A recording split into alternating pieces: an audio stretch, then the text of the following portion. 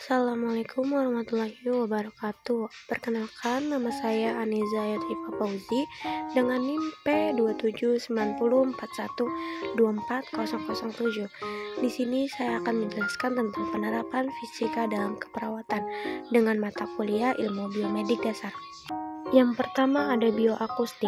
Fisika bioakustik merupakan bidang ilmu yang mempelajari bagaimana suara baik yang dihasilkan organisme hidup maupun yang dipengaruhi oleh lingkungan fisik. Digunakan dalam berbagai aplikasi. Dalam keperawatan, penerapan fisika bioakustik dapat berperan dalam beberapa aspek seperti 1. Pemantauan kondisi pasien. Ada stetoskop elektronik. Stetoskop elektronik yang lebih canggih menggunakan bioakustik untuk memperkuat dan memfilter suara agar lebih jelas didengar oleh perawat, sehingga lebih mudah dalam mendeteksi kelainan seperti murmur jantung atau gangguan pernapasan. Lalu ada alat pengukur aliran darah. Teknologi bioakustik seperti Doppler ultrasonik digunakan untuk monitor aliran darah melalui arteri dan vena. Yang kedua ada pengembangan alat diagnostik. Ultrasonografi atau USG, teknologi ini menggunakan gelombang suara frekuensi tinggi untuk menghasilkan gambar organ dalam tubuh. Dalam keperawatan, USG sering digunakan untuk pemeriksaan prenatal, diagnosis penyakit, dan pemantauan kondisi pasien. Yang ketiga ada terapi dan rehabilitasi. Terapi musik, penggunaan suara atau musik sebagai bagian dari terapi dapat membantu mengurangi stres dan kecemasan pasien. Dalam hal ini, prinsip-prinsip akustik diterapkan untuk memahami bagaimana gelombang suara mempengaruhi tubuh dan pikiran manusia. Lalu ada biolistrik. Biolistrik adalah kelistrikan yang dihasilkan oleh sel atau jaringan pada makhluk hidup. Kelistrikan ini berkaitan dengan muatan, ion, dan medan listrik dan tegangan yang dihasilkan dan melibatkan penggunaan prinsip-prinsip listrik elektromagnetik untuk pemantauan diagnosis dan terapi pasien, dan beberapa contohnya adalah yang pertama ada elektrokardiografi atau EKG, digunakan untuk memantau aktivitas listrik jantung. EKG membantu diagnosis gangguan ritme jantung dan penyakit jantung. Yang kedua ada elektroencephalografi atau EEG, memantau aktivitas listrik otak, berguna dalam mendiagnosis gangguan neurologis seperti epilepsi atau gangguan tidur. Yang ketiga ada stimulasi listrik. Terapi fisik mungkin menggunakan stimulasi listrik untuk merangsang otot, membantu pemulihan, dan mengurangi nyeri.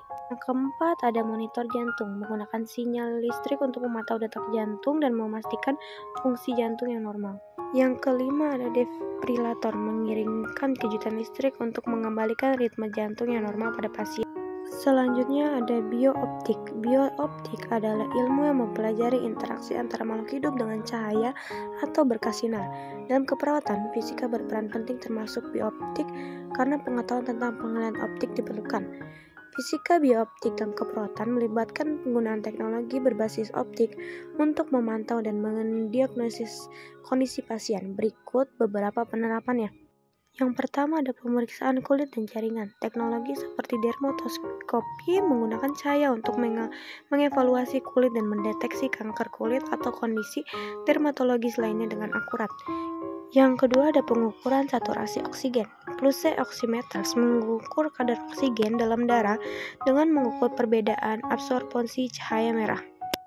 Selanjutnya ada biofluida. Fisika biofluida mengkaji bagaimana fluida seperti darah dan cairan tubuh lainnya bergerak dan berinteraksi dalam sistem biologis.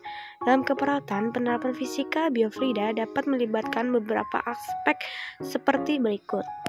Yang pertama ada pemantauan tekanan darah. Memahami prinsip dasar fisika fluida membantu dalam pemantauan dan pengelolaan tekanan darah pasien, termasuk penggunaan alat seperti tensimeter. Yang kedua, pemahaman aliran darah. Mengetahui bagaimana darah mengalir melalui pembuluh darah penting untuk memahami kondisi seperti hipertensi atau gangguan sirkulasi. Yang ketiga ada ventilasi dan pernapasan. Prinsip fisika fluida juga digunakan untuk memahami dinamika pernapasan dan ventilasi mekanik yang penting dalam perawatan pasien dengan masalah pernapasan. Yang keempat ada perawatan luka. Dalam perawatan luka, memahami bagaimana fluida seperti eksudat bergerak dari ke luka dan membantu dalam merancang perawatan yang efektif.